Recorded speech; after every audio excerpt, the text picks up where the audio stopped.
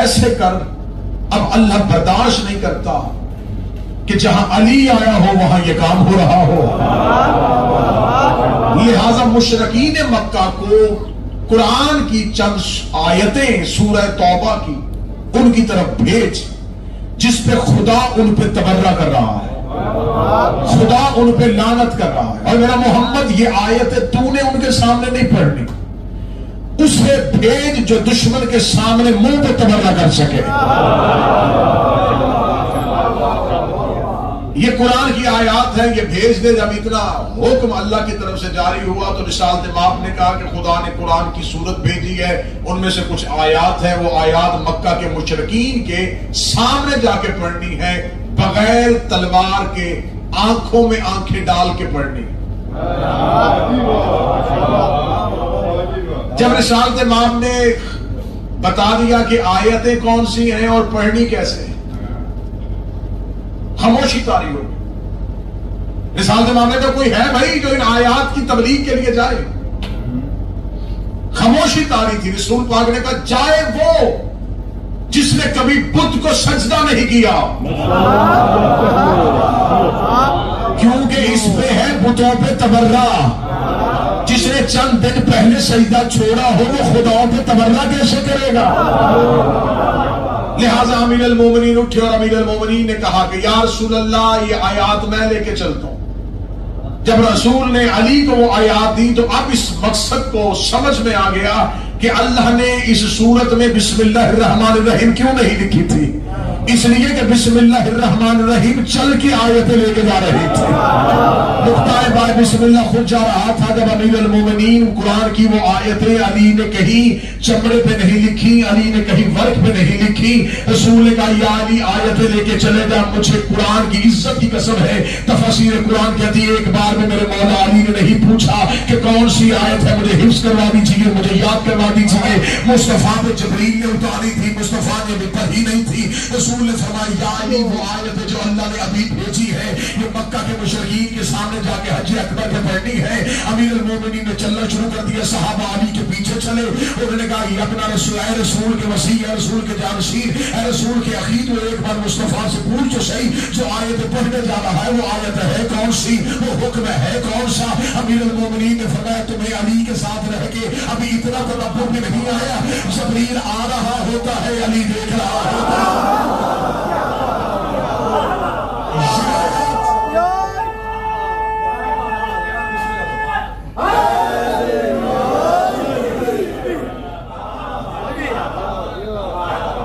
مصطفیٰ پہ جو آیات اترتی ہیں امامت اس کا علم رکھتی ہے. امیر المومنین مکہ پہنچے, یہ خانہ کعبہ کا طواف ہو رہا تھا, غصے برہنہ. امیر المومنین مکے کی چوٹی پہ کھڑے ہو گئے.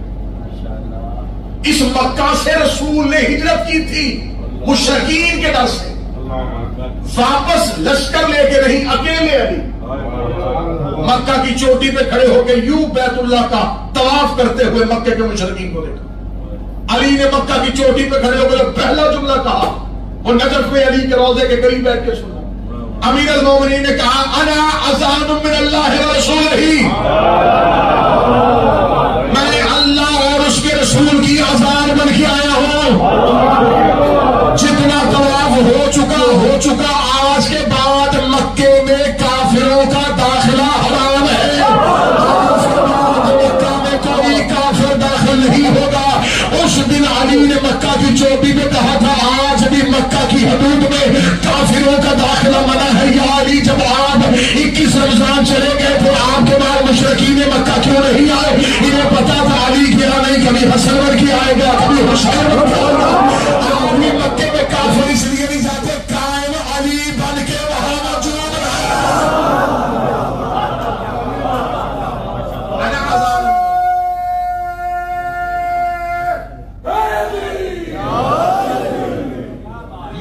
میں اللہ کی اور اس کے رسول کی طرف سے تمہاری طرف اذان بن گیا. علی جزو اذان نہیں, علی اللہ کی اذان ہے. میں نے قرآن کی آیت پڑھی ہے, علی جزو اذان نہیں, علی مکمل اذان ہے. علی جزو نماز نہیں. آپ بولنے کو تو میں اگلا جملہ کہوں مکمل نماز ہے. اگلی صدر میں آپ بول پڑیں گے جیسے علی جزو ایمان نہیں.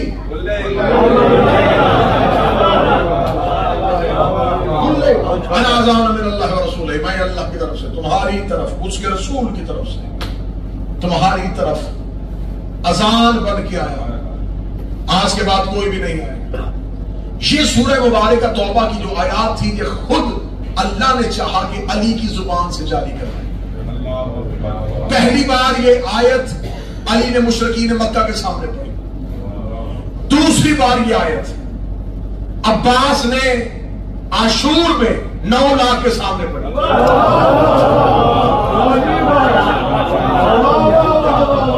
علی نے کہا تھا انا اذان من اللہ، میں اللہ اس کے رسول کی طرف سے اذان.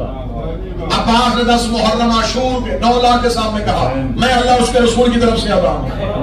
تیسری مرتبہ یہ آیت کب اور کس نے پڑھی تھی؟ تیسری مرتبہ شام کے دربار میں علی کی بیٹنے کا قیدی سمجھ کے نہ دیکھنا، میں اللہ کی اذان بن کے آیا،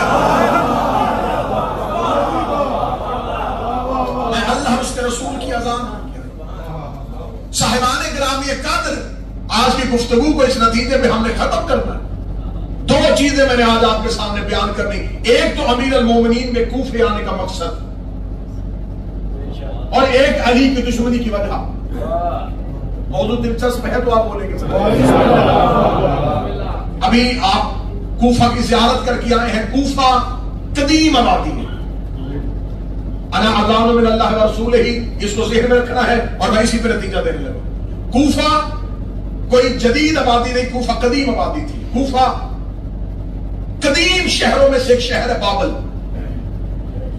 بابل کی تہذیب جو ہے وہ کوفہ کی تہذیب کے ساتھ ملتی ہے. وقت ناصور نے اسے فتح کیا تھا، پھر اس کے بعد یہ غیر آباد ہو گیا، یہاں پر کوئی بھی آباد نہیں. باقاعدہ جو کوفہ شہر بنا تھا یہ 17 ہجری کو بنا تھا. اس کو شہر بنانے کی وجہ کیا تھی؟ یہ وجہ یہ تھی کہ یہ فرات کا وہ کنارہ تھا جہاں پر لوگ مسافر کاروان لشکر رکتے تھے، اور اس کے پاس سب سے بڑا کوفہ کا جو ایک پلس پوائنٹ تھا وہ یہ تھا کہ یہاں سے مختلف ملکوں کو رستے جاتے تھے. یمن، مصر، شام، حجاز اور عراق کے اندر یہ خود تھا. تو یہ کوفہ ایک مرکزی چوک تھا جہاں سے مختلف ملکوں کی شاہراہیں نکلتی تھی. شام میں ہو گئی بنی امیہ کی حکومت قائم. مدینہ میں تھی ظاہری طور پہ مسلمانوں کی حکومت. بنی امیہ شام، معاویہ یہ چاہتا تھا کہ وہ مدینہ کو فتح کرے، لہذا اس نے کوفہ کی طرف پیش قدمی شروع کر دی. دوسری خلافت کے دور میں کوفے میں باقاعدہ خیمہ بستی بنا کے کوفے کو آباد کر کے یہاں فوجی چھاؤنی بنا دی گئی، فوجیوں کو یہاں آباد کر دیا گیا. تیسری خلافت نے اس کو اور زیادہ وسیع کیا تاکہ اگر شام سے لشکر چلے تو اس کو کوفے سے مزید فوج ملے، تاکہ بنی امیہ بغیر بلا شرکت غیر مدینے سے لے کے شام تک جتنے بھی بلاد اسلامی ممالک ہیں ان کے بلا شرکت غیر حکمران بن جائیں. ہے بات کی یہ تھوڑی باتیں خشک ہوگی، خطابت سے ہٹ کے ہوگی، لیکن ہوگی بڑی نتیجہ خیز. اب یہ بنی امیہ کی سازش تھی. یہ معاویہ اور عثمان بن عفان کیونکہ دونوں کا تعلق بنی امیہ سے تھا، وہ مدینہ کا حاکم، یہ شام کا حاکم. تیسرے خلیفہ نے کہا کہ میں کوفہ آباد کرواتا ہوں، تو کوفے تک پہنچ، آگے سے ترو تازہ لشکر تیرا ساتھ دے گا اور مدینے پہ تیرا تسلط قائم ہو جائے گا. پھر ہم بنی امیہ مل کے مصر، یمن، فلسطین، حجاز، ہر ایک اسلامی ملک میں ہماری حکومت قائم ہو جائے گی. لیکن انہیں یہ نہیں پتا تھا جو کام وہ خطوں میں کر رہے تھے علی ارادوں کو بھاپ رہا تھا. یہ سب کچھ کیسے ہو رہا تھا؟ خط و کتابت کے ذریعے. خاموش قاصد آتا، پیغام دے. امیر المومنین نے ظاہری طور پہ اپنے گھر کا دروازہ بند کیا تھا. میں کہتا ہوں کہ شیعہ قوم کے لیے سب سے بڑا ظلم یہ ہے کہ ہم نے امیر المومنین کا وہ پہلی 3 خلافتوں کا 25 साल का दौर समझा ही नहीं। और एक जुमला लिख के मेरी कौम के बच्चों को चुप करवा दिया गया। अली कुरान जमा कर रहे थे। वो कौन सा कुरान था जो अली के पास था? नहीं था।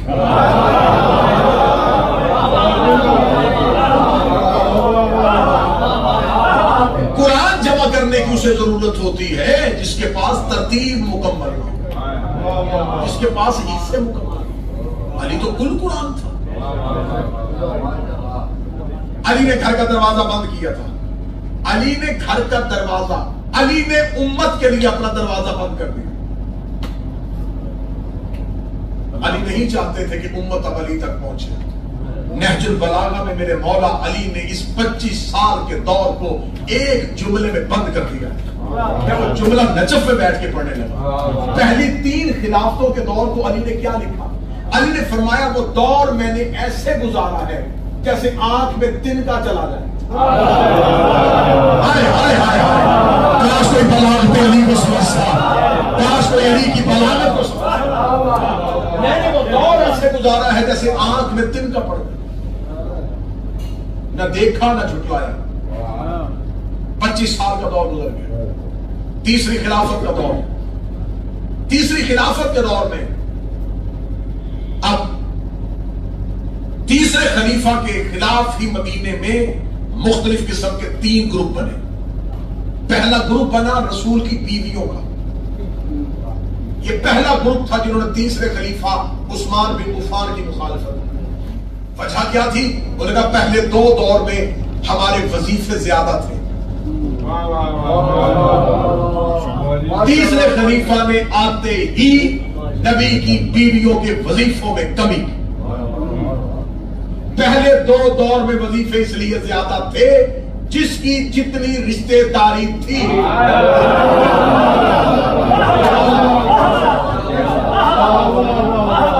मैं हकायक पढ़ रहा हूं आपके साथ। अगर नजफ में बैठ के आप मुझे हक नहीं सुनेंगे तो मैं कहां जाके हक पढ़ा?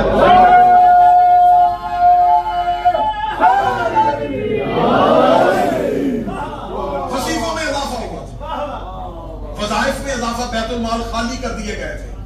जिसका बाप हाकम बनता वो बेटी का वजीफे में इजाफा करता। आज टके टके का मौलवी उठ के हमसे पूछता नहीं जी नबियों का विरसा नहीं होता, नबियों की जगीरें नहीं होती, इसलिए शियों का हक ही नहीं है। फजल का मुतालबा करे इसलिए कि खलीफा ने कहा था कि नबियों का विरसा नहीं होता, नबियों की जगीर नहीं होती। उस मौलवी के लिए एक ही जवाब तैयार करके अपनी कौम के बच्चों को देने लगा।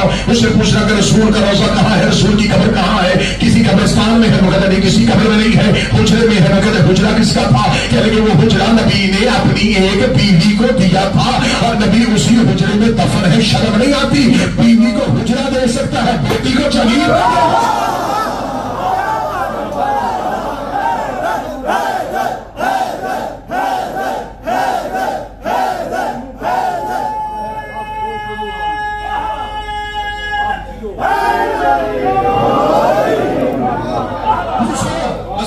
सवाल के जवाब अपनी कौम पे ले। जो नबी के दाएं बाएं 2 सहाबी दफन है, उनसे पूछो किसकी इजाजत से हुए? कहते इसलिए कि बेटी ने इजाजत दी थी। बेटी ने इजाजत क्यों दी? कहते इसलिए कि हुजरा उसका था। तो हुजरा उसे किसने दिया था? नबी ने। तो जो नबी बीवी को हुजरा दे सकता है वो बेटी को जमीन क्यों नहीं दे सकता? अगर तुम कहोगे फतक ज़हरा का नहीं था, फिर मानना पड़ेगा हुजरा बीवी का नहीं था। अगर फतक ज़हरा का नहीं था, हुजरा बीवी का नहीं था, अगर हुजरा बीवी का नहीं था तो जो भी गसब शुदा जमीन पे दफन हो जाए,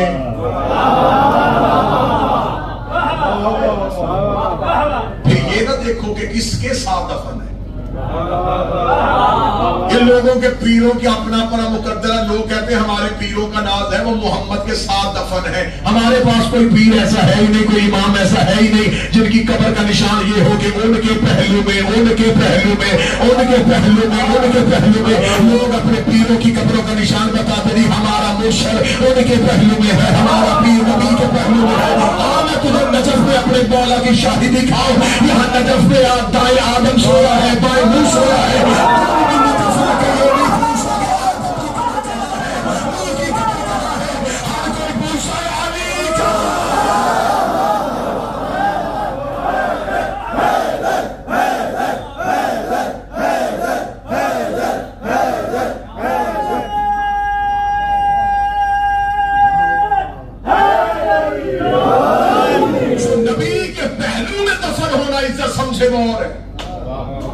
جس کے پہلو میں نبی دفن ہو.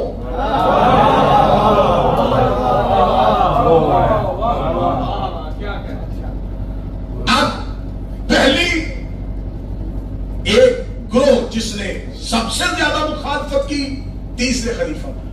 متوجہ بات کی جانا جہاں سے آپ بور ہو کے چھوڑیں گے بتائیں گے. پہلا گروپ جس نے مخالفت کی وہ نبی کی بیوی.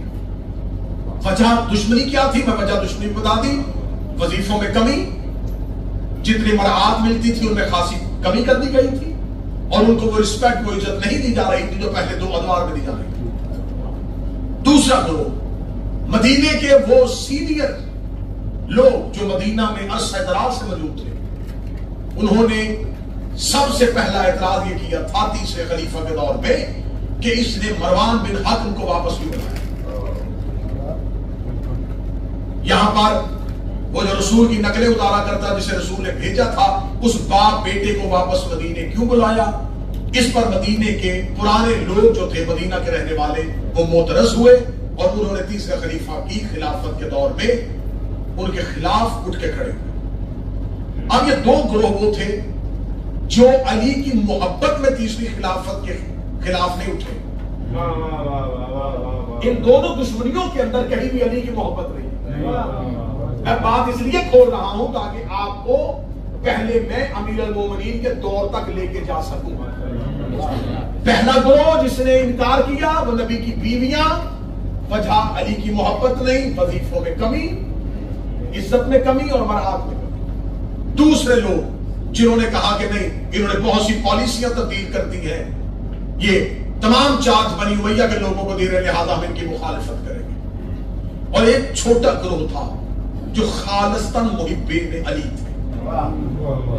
ان کو درہم و دینار، وظیفہ، کسی قسم کا سرکاری پروٹوکول یا منصب اس کا تقاضا نہیں تھا. ان کا ایک یک نکاتی موقف تھا کہ خلافت علی کا حق ہے. لیکن جب تین طرح کے گروہ ایک ہی حکومت کے خلاف اٹھ کے کھڑے ہو جائیں تو امیر المومنین نے اپنے ماننے والوں کو خاموش کروایا کہ یہ فتنے کا دور ہے، اس میں تم نے سر نہیں اٹھانا، تم خاموش ہو. ادھر سے امیر المومنین نے اپنے ماننے والے گروہ کو خاموش کیا تو رسول کی بیویاں جو ہے وہ مدینہ چھوڑ کے بصرہ چلی گئی. مدینہ چھوڑ دیا نبی کی دو بیویوں نے، اور انہوں نے جا کے بصرہ میں مستقل سکونت اختیار کر لی کہ جب تک یہ تیسرا خلیفہ ہے ہم مدینے میں نہیں رہیں گی. بلکہ مسلم، مشکات اور سنن اہل سنت کی کتابوں کے ریفرنس کے ساتھ میں جملہ کہنے لگا ہوں کہ نبی کی ایک بیوی مدینہ سے جاتی ہوئی تیسرے خلیفہ کو یہ جملہ کہہ کے گئی تھی کہ اس یہودی نسل کو کوئی قتل کرے. مدینہ میں ایک یہودی تھا جس کا نام ناصر تھا، اس کے چہرے پہ بدنما دھبے تھے، اس کے بدنما چہرے کی وجہ سے لوگ اس یہودی سے نفرت کرتے تھے. نبی کی اس بیوی نے اس یہودی کے ساتھ تیسرے خلیفہ کو تشریف دی. صحابی کو گالیاں ہم نے نہیں نکالی،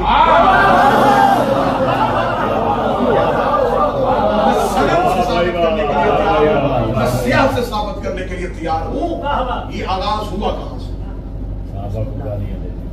اب وہ چلے گئے. جب انہوں نے مدینہ چھوڑ دیا اور مستقل سکونت جو ہے وہ جا کے اختیار کر لی تو اب ایک گروہ جو تھا وہ آیا اور انہوں نے آ کے سب سے پہلا اعتراض کیا خلافت کے پاس جا کے، خلیفہ وقت کے پاس جا کے، عثمان بن عفان کے پاس جا کے کہ دیکھو تم نے مصر جو ہے وہ بھی اپنے چچا زاد بھائی کو دے دیا ہے، یمن بھی تو نے دے دیا ہے، اپنے ماموں زاد کو کوئی عبداللہ ابن عامر کو دے دیا ہے، کوئی عبداللہ ابن سرائے کو دے دیا ہے، لہذا ان سے یہ اہم منصب واپس لیے جائیں. وہی گروپ خلیفہ کے پاس احتجاج کر کے علی کے دروازے پہ ہے. ان کا یعنی آپ اس بات پہ ہمارا ساتھ دیں کہ جو اہم اسلامی ملک ہے ان میں سے یہ اپنے گورنر ہٹائے بنی امیہ کے خاندان. امیر المومنین ان کے ساتھ گئے اور عثمان کے دربار میں جا کے امیر المومنین نے کہا یہ مسلمانوں کا گروہ تم سے احتجاج کر رہا ہے، بتاؤ اس کے لیے کیا کرنا ہے؟ اس نے کہا اخی رسول آپ آ گئے، میں آپ کے آنے کا احترام کروں گا، میں ابھی ان کو ان کے عہدوں سے معزول کرتا ہوں، میں پہلے مصر کا گورنر واپس لیتا ہوں۔ اس نے وہیں بیٹھے بیٹھے مولا امیر المومنین کے وہیں کھڑے اس نے ایک سرکاری حکم لکھا، سرکاری حکم لکھ کر کے وہی مولا علی کے کھڑے ہوئے کاسد کو دیا، جاؤ فوراً اور مصر جاؤ اور اس سے کہو کہ اسے عہدے سے معزول کیا تھا۔ امیر المومنین گھر آئے، امیر المومنین آتے محمد بن ابی بکر کو بلایا۔ امیر المومنین نے فرمایا محمد جلدی کر، ایک لشکر تیار کر اور فوراً مدینہ چھوڑ، مصر کی جانب جا۔ جو ہی اس کو عہدے سے معزول کرے، مصر کی حاکمیت اور مصر کی گورنری اب سنبھال۔ لیکن مولا امیر المومنین نے کہا کہ جب تو مدینہ سے باہر نکلے تو محمد ایک بات کا خیال رکھنا، رات کو سفر نہیں کرنا۔ اب حکم امام تھا کہ رات کو سفر نہیں کرنا۔ اور مولا علی نے محمد بن ابی بکر کو جب مدینے سے الوداع کیا تو شام ہو گئی۔ اب شام کے وقت مدینے سے رخصت کیا، ابھی مدینے سے چند تھوڑے میل کے فاصلے پہ گئے تھے، رات ہو گئی۔ جب رات ہوئی تو محمد بن ابی بکر نے اپنے ساتھیوں سے کہا کہ گھوڑوں سے سامان اتارو، یہاں پر پڑاؤ کرتے۔ انہوں نے کہا محمد ابھی پڑاؤ، ابھی تو سفر شروع ہوا ہے، ابھی سفر کیا ہی کیا ہے۔ اس کا بات سفر کی نہیں، بات حکم امام ہے۔ امام کا حکم ہے کہ رات کو سفر نہیں کرنا تو اب حرام ہے۔ کچھ لوگ ایسے ہوتے ہیں جو یہ چاہتے ہیں کہ دین ہم سے مشورہ لیں۔ جب خدا نے کہہ دیا ہے من کان مریضا مسافرا فعدۃ علی ایام معدودۃ، تم اگر مریض ہے یا مسافر ہے تو اپنے روزے کو قصر کرے۔ جب خدا نے کہہ دیا ہے کہ مسافر قصر کرے تو بندے کان کھا جاتے ہیں ہمیں چاہیے کہ مسافر کا روزہ قصر کرے۔ سفر ہم نے کیا کون سا ہے؟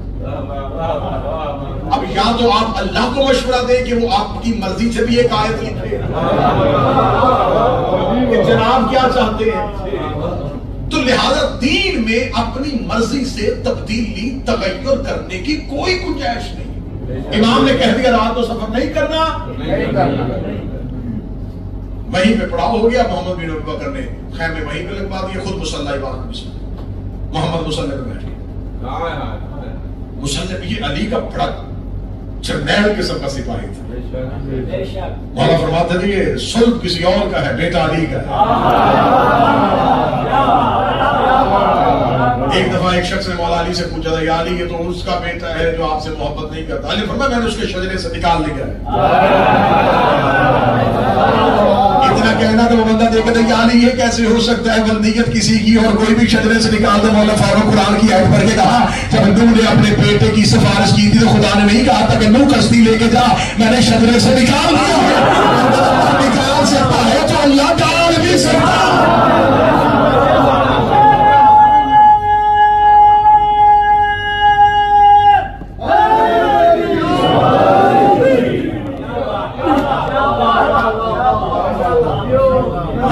کوئی بندہ سید ہو کے امین ولی اللہ کا انکار نہ کرے۔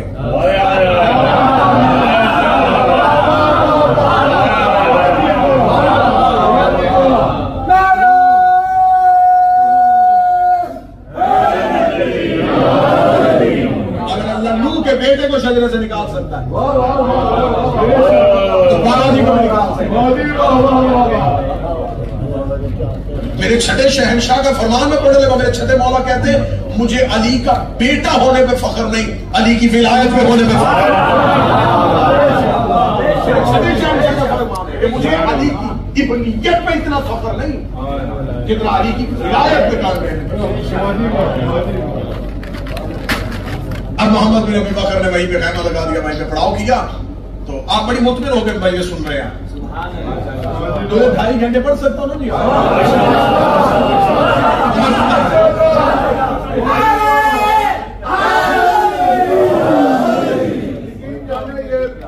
مولا حسین عزت جب محمد بن ابی بکر نے وہاں پڑاؤ کیا اور اب محمد بن ابی بکر تسبیح کر رہے، یہ کان میں گھوڑے کے بھاگنے کی آواز آئی۔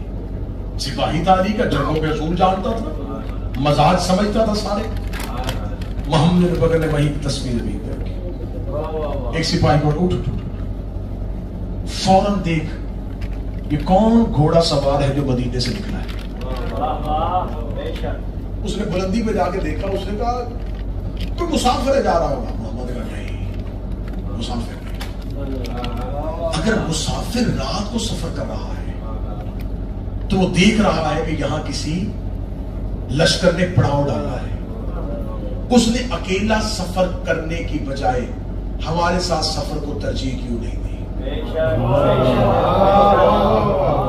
اس نے یہ کیوں نہیں جانا کہ یہاں پر کوئی لشکر رکا ہے؟ وہ پہلے ہمارے پاس آتا. اگر اس کو جلدی بھی ہوتی وہ ہم سے پوچھتا کہ تم نے کب اٹھنا ہے, کب چلنا ہے. اگر ہم اپنا وقت دیر بتاتے تو وہ کہتا مجھے تاخیر ہے, میں جلدی جانا چاہتا ہوں. یہ اکیلا کیوں گیا؟ دوسری چیز, رستہ یہ ہے, یہ ادھر سے کیوں جا رہا ہے؟ تیسری چیز, ابھی ابھی یہ مدینے سے نکلا ہے, یہ گھوڑا دوڑا کیوں رہا ہے؟ تدبر سمجھیے گا, تدبر سمجھیے. جانتے تھے وہ سفروں کا مزاج سمجھتے تھے کہ ابھی اس نے سفر شروع کیا ہے, ابھی کیوں گھوڑا دوڑا رہا ہے؟ ابھی تو یہ سواری کو آرام سے لے کے چلتا. اس کا گھوڑا سر پر دوڑانا, رستے کو بدلنا, ہم سے بچ کے چلنا, یہ تینوں چیزیں بتا رہی ہیں بندہ مشکوک ہے. فوراً گھوڑوں پہ ذکر رکھو, گرفتار کر کے لاؤ اسے. پیچھے دوڑے محمد بن ابی بکر کے سپاہی, گرفتار کر کے لائے. کون ہے تو؟ جی کسی کاروباری سلسلے میں جا رہا ہوں. رات کے وقت کیوں؟ جلدی تھی. رستے سے کیوں نہیں آیا؟ میں ڈنڈانی رستے سے جانا چاہتا تھا. ہمارے پاس پڑاؤ کیوں نہیں کیا؟ کیونکہ آپ نے رات رکنا تھا اور میں جلدی پہنچنا چاہتا تھا. بندہ تیز تھا, سارے جواب تیار تھے. محمد بن ابی بکر نے کہا اس کی جسمانی تلاشی دی جائے. جسمانی تلاشی دی, زیادہ سفر, کچھ رقم درہم و دینار, اس کے علاوہ کچھ نہیں. سپاہیوں نے کہا محمد اس کے پاس کچھ نہیں, اس کے گھوڑے کے زین کی تلاشی لو. گھوڑے کے زین میں کچھ نہیں. اس کے گھوڑے میں کچھ ہے؟ جی یہ خشک مشکیزہ ہے. مشکیزہ نکال کے لو. وہ مشکیزہ اتار رہے تھے, محمد نے چہرہ دیکھا, ادھر سے مشکیزہ اترا, ادھر سے چہرہ اتر گیا. مشکیزہ محمد بن بکر کے ہاتھ میں. محمد بن بکر نے تلوار نے آم سے مشکیزہ کو چھیڑا. اندر سے شیشے کی بوتل کو توڑا, اندر سے ایک چمڑے کا خط جس میں لکھا ہوا تھا کہ علی نے محمد بن ابی بکر کو مصر کی طرف روانہ کر دیا ہے. میں اپنا تیز رفتار گھوڑا سوار تیری طرف بھیج رہا ہوں اس سے پہلے کہ محمد مصر پہنچے. مصر سے ایک لشکر لے کے رستے میں کھڑا کر جو رستے میں محمد بن ابی بکر کو قتل کرے. من جانب خلیفہ وقت.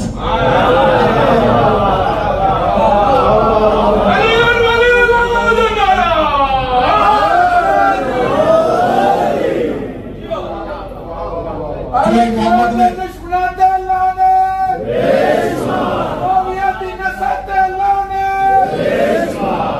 جو ہی محمد نے خط پڑھا, خط پڑھنے کے بعد محمد نے خط بند کیا, منہ مدینے کی طرف کرنے کا, قربان ہو جاؤ یا علی, تو نے سفروں سے بچا لیا. کیا تدبر, کیا حکمت میرے مالک امیر کی. وہیں سے پڑھاؤ, اٹھاؤ خیمے, اب کوئی مصر نہیں جانا. جس کے لیے چلے تھے وہ کام ہو گیا.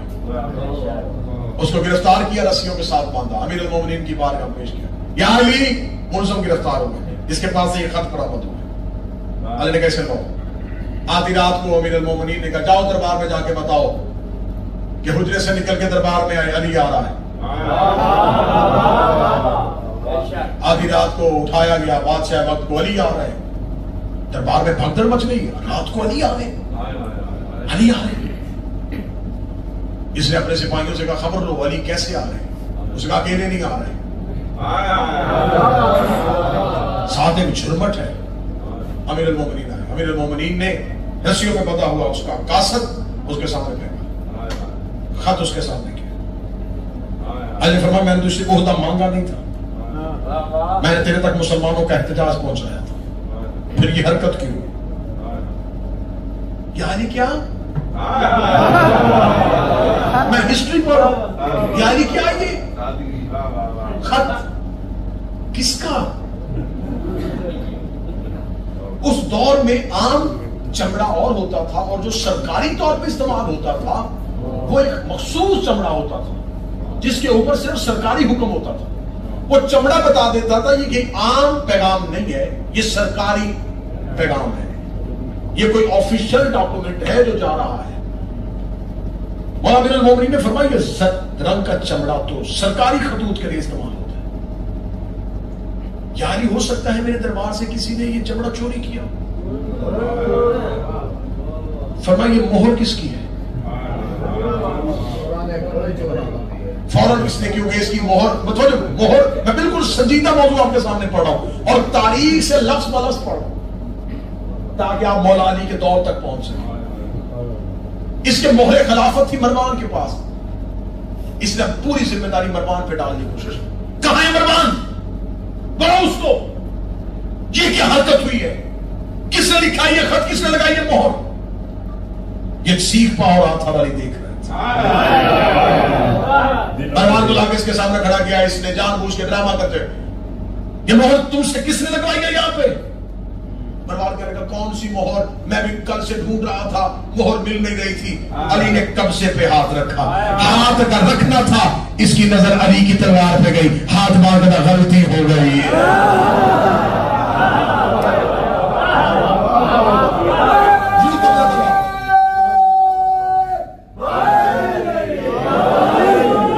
امیر المومنین نے کہا فیصلہ اب نہیں، آدھی رات ہے، صرف اقرار جرم اور اعتراف جرم کے لیے آیا تھا، فیصلہ صبح مسجد میں ہوگا۔ دن کی روشنی ہونے دے، مدینے والوں کو جاگنے دے، جس نے تمہیں بٹھایا ہے انہیں اٹھنے دے۔ آج یہ جملہ آپ سمجھ رہے تھے، جنہوں نے تمہیں بٹھایا ہے انہیں اٹھنے دے۔ کل دن کی روشنی میں فیصلہ ہوگا کہ اب تیرے ساتھ کیا سلوک کیا جائے۔ یا علی میں ابھی دوسرا خط لکھتا ہوں، میں ابھی کا بھی محمد بن ابی بکر کو مصر کا حاکم بناتا ہوں۔ یا علی مجھے رسوا نہ کیجیے، یا علی لوگ مجھ پہ اعتماد کرنا چھوڑ دیں گے، یا علی اگر آپ نہ بچائیں گے مدینہ میرا پہلے بڑا دشمن ہے۔ اب لوگ یہ کہتے ہیں کہ بھائی کیوں بچاتے تھے علی؟ شیعہ لوگ سوال کرتے کیوں بچاتے تھے علی؟ جب اس دربار میں سوالوں کے جواب بھی بتا دیتے تھے، مشکلوں سے ان کو نجات بھی دے دیتے تھے، کیوں بچاتے تھے؟ کاش تم علی کو سمجھو۔ اب میں تمہیں اس کی ایک ہی مثال دیتا ہوں، اللہ سے پوچھو کہ کافر پیدا کیوں کرتا ہے؟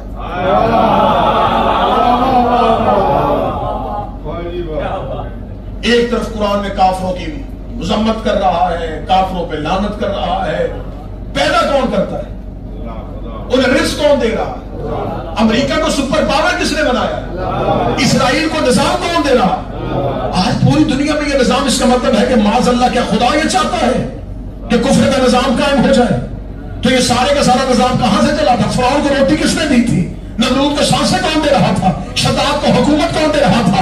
ابلیس کو مہلت کس نے دی تھی؟ اگر تمہیں یہ سارے سوالوں کے جواب مل جائیں تو پھر مجھ سے بھی پوچھ لینا کہ علی نے اس کی مدد کیوں کی تھی، علی نے اس کی مدد کیوں کی تھی، علی نے فلاں مسئلے کا جواب کیوں دیا تھا؟ اگر شیطان فرعون نمرود شداد جیسے منکروں کو ڈھیل دے دے تو اللہ کی ربوبیت میں کوئی فرق نہیں آتا۔ دو تین منکروں کو علی چھوڑ دے تو علی کی امامت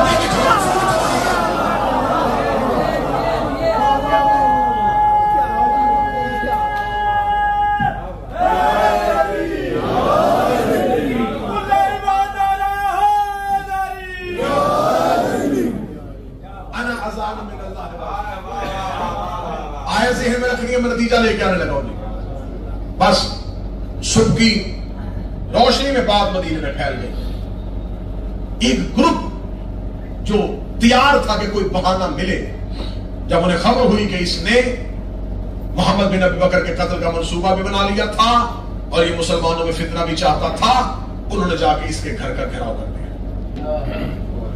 جب اس کے گھر کا گھیراؤ ہوا تو اب اس نے ایک پیغام پر ایک قاصد علی کی طرف بھیجا، یا علی میری مدد کو آئیے۔ امیر المومنین پھر گئے، پھر امیر المومنین سے اس نے مدد مانگی کہ یا علی لوگوں نے میرے گھر کا محاصرہ کر لیا، یا علی اس لمحے مجھے مشکل سے بچا لیں، پھر آپ جو جو کہیں گے میں وہاں وہ عہدیدار بھیجیں۔ امیر المومنین باہر گئے، اور جو باہر گھیرا رکھے ہوئے تھے وہ علی والے نہیں تھے، یہ ذہن میں رکھیے گا، وہ علی سے محبت کے دعوے دار نہیں تھے، وہ بس اسے خلیفہ نہیں دیکھنا چاہتے۔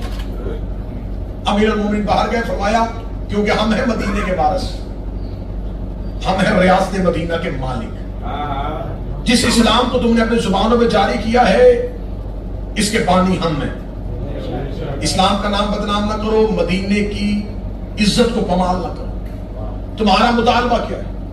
یا علی ہمارا پہلے بھی مطالبہ یہی تھا، یہ ان کو عہدوں سے معزول کیوں نہیں کرتا؟ علی نے فرمایا اس نے مہلت لی ہے کہ مجھے 3 دن کی مہلت دو، میں ان کو عہدوں سے معزول کر دوں۔ انہوں نے کہا یا علی ہم اس کی بات نہیں مانیں گے، آپ ضمانت دیں۔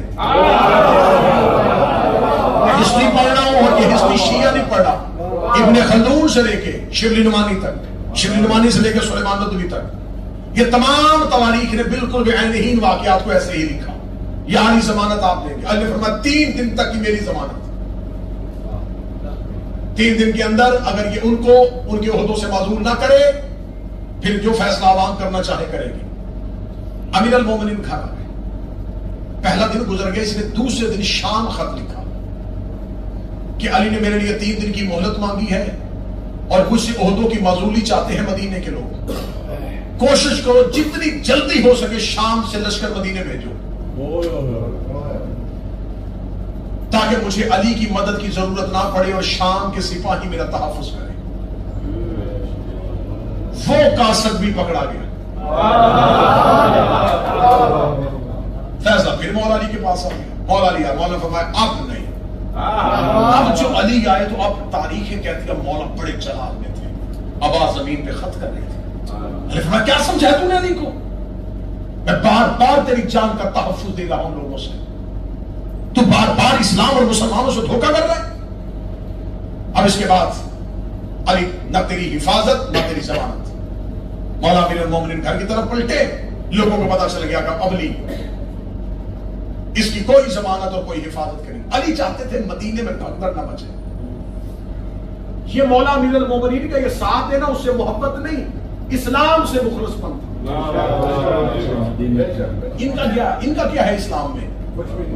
نقصان تو اسلام کا ہو۔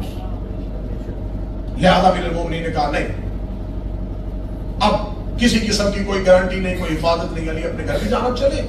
لوگوں نے اس کے گھر کی دیواروں کے اوپر لوگ چڑھ گئے، اس کا پانی بند ہوا، 3 دن تک پانی بند رہا۔ تیسرے دن اس نے پھر پیغام بھیجا کہ علی سے کو مدد نہ کرے، میرے کھانے اور پانی کا بندوبست کر۔ یہ ہے امیر المومنین، حسن کے ہاتھ میں روٹی، حسین کے ہاتھ میں پانی۔ میں فضائل پڑھ رہا ہوں، مولا نے دونوں شہزادوں کو کہا جاؤ جا کے اس کو کھانا اور پانی دو، کیونکہ اس نے علی سے مانگا ہے اور کریم سوال رد نہیں کرتا۔ اس کے محل کا محاصرہ ہو چکا تھا، بالکل لوگ کسی کو محل کی جانب جانے نہیں دے رہے تھے۔ یا پیچھے سے آواز ہے کہ کوئی آ رہا ہے، وہ کوئی نہیں، کون ہے یہ؟ انہیں کہا نہیں، خبردار کوئی دربار میں نہیں جائے گا۔ پیچھے سے کسی نے آواز ہے رستہ دو، حسنین آ رہے ہیں، حسنین کریمین۔ اس کے گھر کی دیوار کی دیوار کے اوپر پانی کا برتن اور کھانا رکھا۔ اس نے دیوار کے قریب پتھر رکھے اور پتھر کے اوپر کھڑے ہو کے اس نے کہا حسنین پاپا سے کو آخری بار مدد کر دے۔ فرمایا نہیں، تم نے صرف کھانا اور پانی مانگا تھا، جو چیز پاپا سے مانگی تھی وہ آخری کھانا اور پانی تھا جو علی کے پاس سے گیا تھا۔ تھوڑی دیر بعد وہی محاصرین جنہوں نے محاصرہ کیا تھا انہوں نے بھرپور حملہ کیا، بھرپور حملہ کرتے ہوئے اس کو قتل کر دیا۔ اس کی بیوی نائلہ جو اس کے دفاع کے لیے اوپر آئی، اس کے ہاتھ کی انگلیاں کاٹ دی۔ آج لوگ ہم پہ الزام کرتے ہیں کہ جب بیوی کے دروازے پر حملہ ہوا تو علی نے مدد کیوں نہیں کی؟ تو علی تو 4تھے نمبر کا خلیفہ ہے، جب 3رے نمبر کے خلیفہ کے گھر پر حملہ ہوا اس کے زوجہ کی انگلیاں کٹی گئی، جو انگلیاں شام میں جا کے سجائی گئی تھی اور وہ کرتا نیزے پہ اٹھایا گیا تھا. اب جب تیسرے خلیفہ کا قتل ہوا اب بھگدڑ مچ گئی مدینہ میں. اب لوگ آئے علی کے دروازے پہ, یا علی اب اسلام کو بچائیے. امیر المومنین نے فرمایا نہیں, تم نے خلافت کی قمیص کو اس بدن پر پہنایا جس پہ وہ پوری نہیں تھی, لہذا اب میں تمہارے اس خلافت کو کچھ نہیں سمجھوں گا, میں تمہاری حکومت کو کچھ نہیں سمجھوں گا. آخر لوگوں کی بھیڑ, لوگوں کا رش دروازے پہ, یا علی ہم بیعت چاہتے ہیں, یا علی ہم قیامت والے رسول سے شکایت کریں گے کہ جب مسلمان بیعت چاہتے تھے علی بیعت کے لیے ہاتھ نہیں بڑھا رہے تھے. علی نے فرمایا نہیں, پھر رات کی تاریکی میں نہیں, دن کی روشنی میں فیصلہ ہوگا. صبح ہو جائیں گے علی مسجد میں جا کے علی مدینے کے سارے لوگوں سے پوچھیں گے, اگر سارا مدینہ بلا شرکت غیر میری بیعت کرنے پہ آمادہ ہوا تو پھر علی اپنی بیعت کر پائے گا.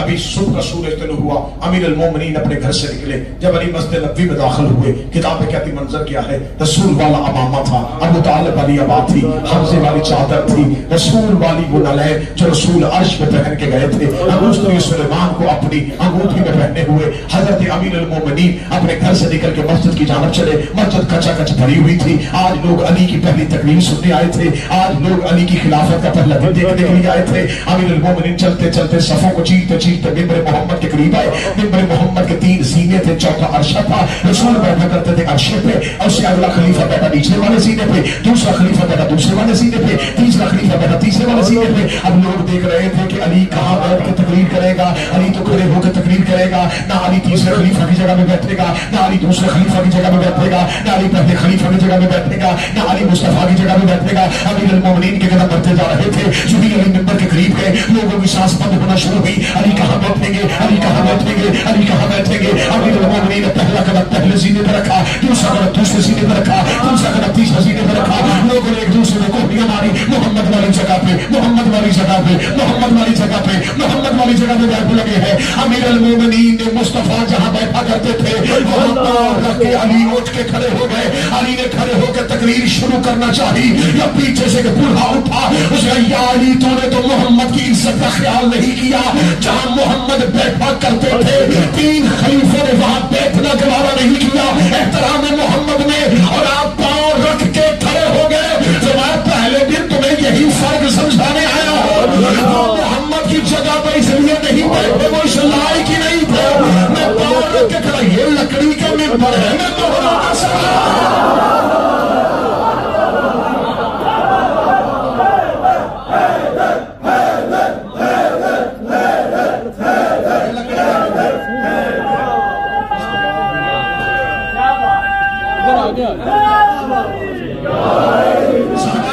بس بڑی جلدی بس نتیجہ آ گیا. ہجری کون سی؟ 35 ہجری کو امیر المومنین کو خلافت ملی. خبر بصرے پہنچ گئی کہ خلیفہ تو علی بن گیا. وہاں سے انہوں نے طلحہ اور زبیر کو بھیجا, طلحہ اور زبیر کو بھیجا کہ جائیں علی سے کہے کہ ہم آپ کے خلاف آواز نہیں اٹھائیں گی, اور نبی کی بیویاں آپ کی خلافت کو, میں بطور نبی کی بیوی آپ کی خلافت کو آن کر لوں گی, لیکن شرط یہ ہے طلحہ اور زبیر کو عہدے دیے جائیں. یہ ذہن میں عہدوں کا لالچ رکھ کے جب علی کے پاس آئے تو امیر المومنین رات کا وقت تھا, چراغ جلا کے بیت المال کا حساب لکھ رہے تھے. سپاہی نے دروازے سے کہا یا علی طلحہ اور زبیر ملنا چاہتے, فرمایا اندر بھیجو. وہ اندر آئے بیٹھ گئے. امیر المومنین لکھتے رہے. امیر المومنین لکھتے ہوئے پوچھا کس کام آئے ہو؟ کوئی حکومتی معاملات کے متعلق بات ہے؟ نہیں یا علی کوئی ذاتی بات ہے. امیر المومنین نے قلم کو وہی رکھا, اپنی ابا کے ساتھ چراغ کو بجھا کے علی نے فرمایا جی بولیے کس لیے آئے؟ کیا علی اندھیرا ہو گیا ہے, چراغ روشن کیجیے. اب علی نیت جانتا تھا یہ گورنری کا لالچ لے کے آئے کہ ہم علی سے گورنری لیں گے. امیر المومنین نے فرمایا نہیں, آپ کو اندھیرے میں بات کرنی ہوگی, کیونکہ اس چراغ میں جو تیل جل رہا ہے وہ بیت المال کا ہے, اور تم آئے ہو ذاتی کام. میں علی نہیں چاہتا کہ کوئی ذاتی گفتگو بھی بیت المال کے تیل سے جلتے ہوئے چراغ کی لو میں ہو.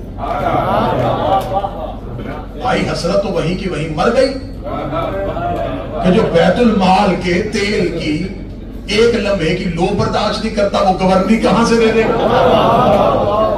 اور آپ میں تاریخ پڑھنے لگوا لیے فرمایا جی بولیے کس کام آئے تھے؟ بس پوچھنے کے لیے آئے تھے کہ عمرے کے لیے جا رہے ہیں، کوئی خاص احکامات ہی بتا دیجئے جو اللہ کے گھر میں جا کے کریں۔ اب جب پتہ چلا کہ بھائی کوئی لالچ نہیں ہے، علی تو کچھ بھی نہیں دینے والے، اب انہوں نے بصرہ سے خروج کیا، شام والے نے فوج دی اور پیسہ دیا، کمان کی نبی کی ایک بیوی نے اور لشکر چل۔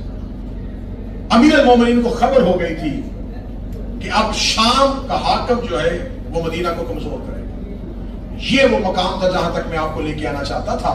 امیر المومنین نے پھر اپنا دارالحکومت کوفہ کو بنایا، امیر المومنین نے اپنا مسکن کوفہ قرار دے دیا۔ ایک بات میں آپ کو زائرین گرامی قدر یہاں نجف فیشن میں بیٹھ کے کہہ رہا ہوں، ایک بہت مشہور غلط العام مثال ہو گئی ہے کہ کوفیوں میں وفا نہیں ہے، کوفی اچھے نہیں، بلکہ ایک اتنی مشہور ہو گئی ہے کہ کسی کو بے وفائی کا تانا دینا ہو تو لوگ اسے کہتے کوفی ہے، اور کوئی بہت برا شہر ہو تو لوگ اس کے متعلق کہتے ہیں یہ تو کوفہ ہے۔ ذہن میں رکھیے گا کوفہ علی کے شیعوں کا شہر ہے۔ دوسری بات ذہن میں رکھیے گا کوفہ تمہارے 12ویں کا دارالحکومت ہے۔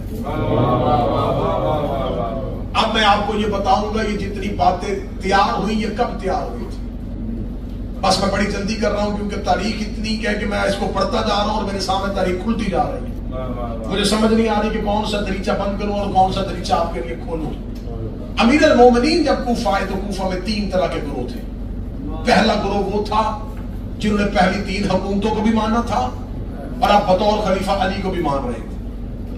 دوسرا گروہ وہ تھا جو کوفے میں رہتے تھے جن کا مقصد کوئی بھی خلافت اور حکومت نہیں تھا، وہ جنگجو تھے، وہ لڑنے والے تھے، وہ جنگ بحثیت کاروبار کرتے تھے، جنگ ان کا شعبہ تھا، جنگ ان کا پیشہ تھا، جنگ ان کا بزنس تھا، وہ جنگوں سے کماتے تھے اور اپنے بچوں کو کھلاتے تھے۔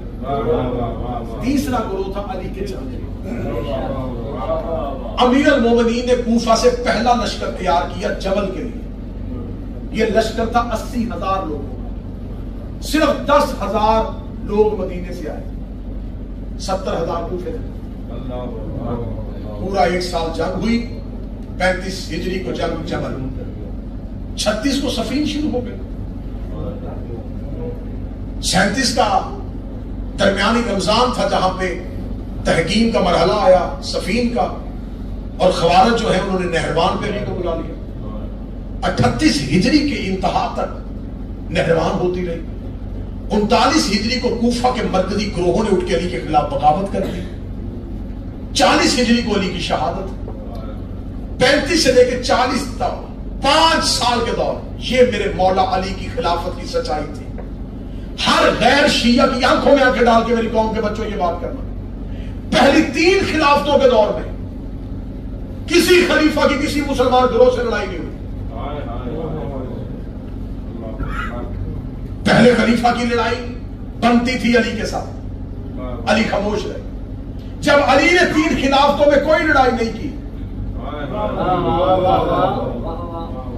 اور پھر 25 سال کے بعد یہ ساری کی ساری حکومت علی کے خلاف کی اٹھ کھڑی ہوئی۔ بدر میں تو علی لڑتا اچھا لگتا ہے نا، کافروں سے لڑ رہا ہے، احد میں کافروں سے، خیبر خندق میں یہودیوں سے، مباہلے میں مقابلہ عیسائیوں سے۔ جبل تو کافروں سے نہیں تھی، صفین عیسائیوں سے نہیں تھی۔ تو اب جب پہلے 3 خلفاء کے ساتھ کسی مسلمان نے جنگ نہیں کی، اکیلے علی کے ساتھ مسلمانوں نے اتنی جنگیں کیوں کی؟ تو اب دونوں میں سے ایک بات ماننی پڑے گی، یہ سارے مسلمان غلط تھے اور اکیلا علی صحیح تھا، یا پھر معاذاللہ اکیلا علی غلط تھا اور سارے مسلمان صحیح تھے؟ تم لمحے کے لیے علی کو غلط کہو گے، اسلام غلط ہو جائے گا۔ اس پہ ایک انگریز مورخ ہے کارلائل، اس نے مولا علی کا پورا دور لکھا ہے، اس کی کتاب بڑی خوبصورت ہے، کعبہ سے کوفہ تک۔ اس کا اردو ترجمہ بھی ہو چکا ہے، اس کا انگلش سے فارسی میں ٹرانسلیٹ بھی ہوا، اس کی بڑی خوبصورت کتاب ہے کارلائن، کعبہ سے کوفہ تک۔ اس میں اس نے جو آخری لائنیں لکھی ہیں وہ لائنیں اس نے کہا کاش مسلمان علی کو میدان جنگ میں مصروف نہ رکھتے۔ پہلے یہ یہودیوں کافروں سے لڑتا رہا، بعد میں مسلمان ہی سے لڑتے رہے۔ اس نے کہا کاش مسلمان علی کو میدان جنگ میں مصروف نہ کرتے، اسے صرف مسند علم پہ بٹھاتے، یہ بولتا مسلمان لکھتے۔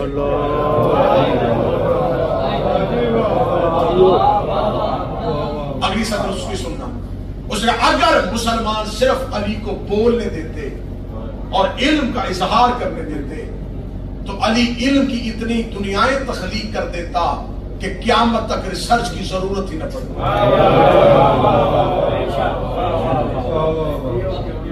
جس کے لیے بساط علم بچھانی تھی، جس سے توریت انجیل اور زبور سنی تھی، اسے کبھی جبل میں، کبھی سفین میں، کبھی نہروان میں، کبھی بدر میں، کبھی خیبر میں، کبھی احد میں۔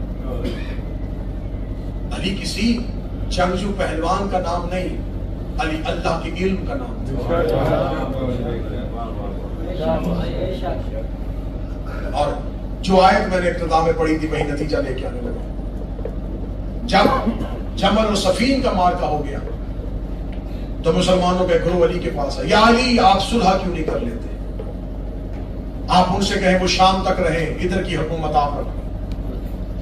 امیر المومنین نے فرمایا اگر اللہ صلح ہی کو ترجیح دیتا تو مجھے اذان بنا کے مکے کی طرف نہ بھیجتے۔ انا اذان من اللہ و رسولہ، میں وہ اذان ہوں جو اللہ اس کے رسول کی طرف سے کافروں کی طرف، میں وہی اذان ہوں جو اللہ اور اس کے رسول کی طرف سے منافقوں کے لیے۔ امیر المومنین جبل میں بیٹوں کے ساتھ، سفین میں بیٹوں کے ساتھ، نہروان کی جنگ میں داڑھی سفید ہو گئی تھی، بازو جوان تھا علی، علی بیٹوں کے ساتھ لشکر کے درمیان میں لڑتے تھے۔ بیٹے آ کے باپ کے سامنے ہاتھ جوڑ کہتے بابا بڑی جنگیں کی آپ نے، بابا اب تیرے 18 بیٹے ہیں، بابا آپ صرف خیمے کے دروازے میں بیٹوں کو لڑتا دیکھا۔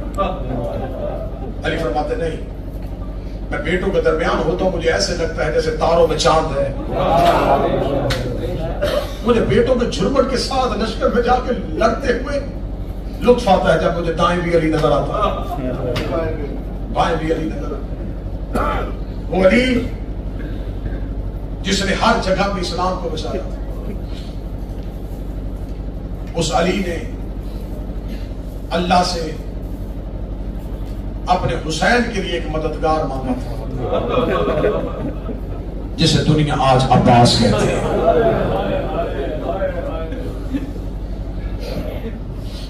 بس زیادہ پڑھ گیا، تھوڑا اور پڑھوں گا، آنکھیں بھر جائیں، نجف کا مالک راضی ہو جائے، گزر گیا علی کی شہادت کا دن۔ پھر احمد شاہ جی میں جملہ پڑھوں گا، یقیناً